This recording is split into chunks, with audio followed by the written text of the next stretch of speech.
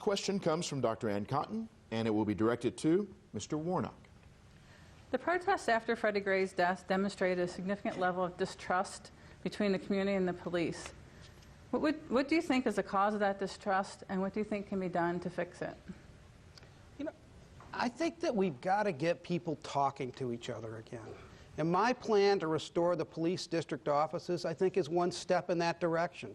Because we have to get people talking in informal environments, right? By restoring our police district offices, having free Wi-Fi in the front, having a playground in the front, having PAL centers in the front of our police district offices, I think we can take a step in that direction. But for too long, people in Baltimore have felt disempowered and disengaged in the processes of our city.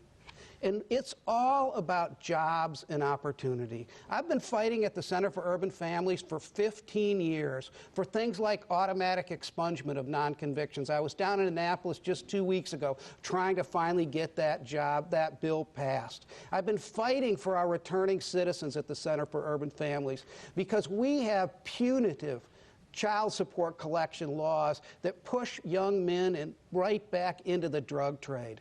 We've got to understand the barriers that people have to getting employment in our city so that we can connect people to jobs and training. Because as I said before, a job is the foundation of dignity and respect. And we get people talking to each other again in Baltimore, and when we put people to work, we will move the needle on the trust scale in a way that we absolutely need to do in this city. Mr. Warnock, thank you very much. Same question, Ms. Dixon.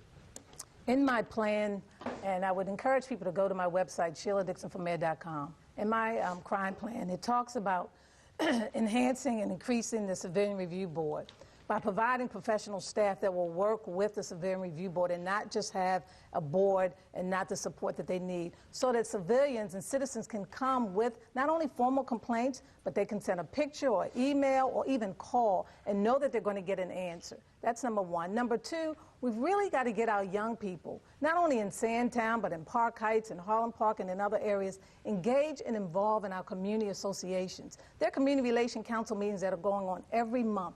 And 90% of the time, it's mostly your senior, aging people. So as mayor, I'm going to be out there in the community working with these young people, showing them how to have the leadership ability to get engaged and involved in their communities so that they can understand the process and be a part of that, as well as the solution. And then last but not least, you know, we have to create not only jobs, but we have to create training opportunities. We've got to get our young people back engaged and involved in our schools, and that's why I go back to community school concepts, where we can create the mental health services and other social services needed to help them and their families in order to be able to live a healthy life in the city.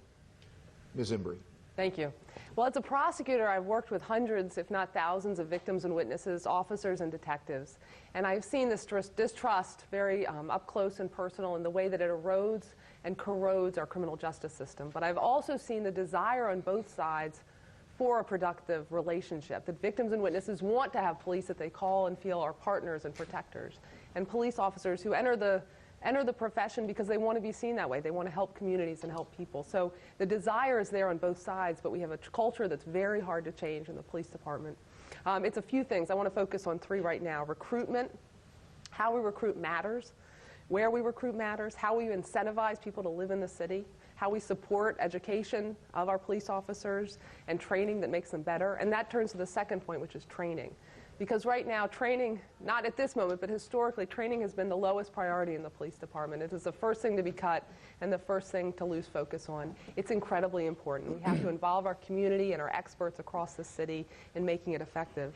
And the final thing is how we measure, because if you can't measure it, then you can't incentivize it. And right now, the primary measure for success is how many arrests are made. The measure should be, what is the impact on the community in terms of crime, in terms of the quality of the arrest, and in terms of the satisfaction of the community. So there's a lot that needs to be done, but I've been inside the system and I know how to fix it. Ms. Embry, thank you. Next, Nick Mosby. What we can't do is go back to the failed leadership and policies of the past. As a city council president, Ms. Dixon, and as a council member, Ms. Pugh, sat and watched hundreds of thousands of young men in East and West Baltimore be arrested every single year.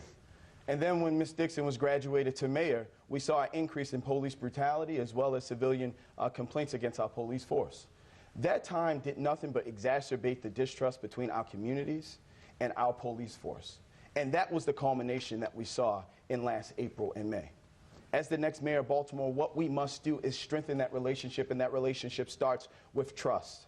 And that trust is built on our connectivity to the community. I will provide our officers with the tools to directly engage with our citizens, not just enforcing in communities, but allow them to be partners to those communities. There's a program in Philadelphia called Philly Rising that's been an amazing program in West and North Philadelphia that will bring to Baltimore. We'll strengthen our Civilian Review Board by providing them real teeth and transparency into the operations of what's going on in the police department. And then lastly, we will provide the opportunities for our citizens to be part of the process. In order for us to build trust, we have to have those relationships. And unfortunately, because of the failed policies and procedures of the past, that trust was completely broken. I think Mosby, thank you. Let me just say I was grateful for the 5 years that I served on the city council, where we built new schools and provided incentives for people to be productive in our communities. And I did go on to private life, but let me just answer the question that you're talking about, because you asked the question, why is this distrust existing in our city? And I don't think that this distrust is any different from any other city in the country. When I stood on the corners of our city during the unrest, I listened to the stories of individuals who felt that their neighborhoods have been neglected for decades. And we've not balanced wealth and opportunity in this city in such a way that our neighborhoods and our people in our neighborhoods feel that they've been treated fairly. When you look at the 1563 North Fulton Street, a church that's been burned out for decades, if that church was any other place in our city, it certainly would have been torn down by now. So what we need to do is have conversations not just about how we build wealth, but we need to direct opportunities to these communities, to these neighborhoods. And that's why I'm bringing back $1 billion to this city with my colleagues to build new schools in our city. That's why we have a $29 million package coming back to this city to rebuild neighborhoods and communities and to engage the citizens of our city. I think that's where we've missed the boat in terms of how we engage everyone in the city to understand that when you lift the least of us, you lift all of us. And all of us working together can move this city forward. Thank you. Ms. Pugh, thank you. Next, Mr. Stokes. Of course, Vic. As I walk around the neighborhoods in my district now, many of my neighbors say to me, Carl, we love our police officers. They are good men and women. But you know, there's 3 or 4 or 5 guys who are corrupt, who are brutalizing people, who are stealing money from drug dealers, who are beating up other citizens. And Carl, we know who they are. We tell other officers who they are, and nobody does anything about it. And Carl, we know that our officers are good, but how good are they if they won't turn in their bad brothers? And that has caused the distrust in our community.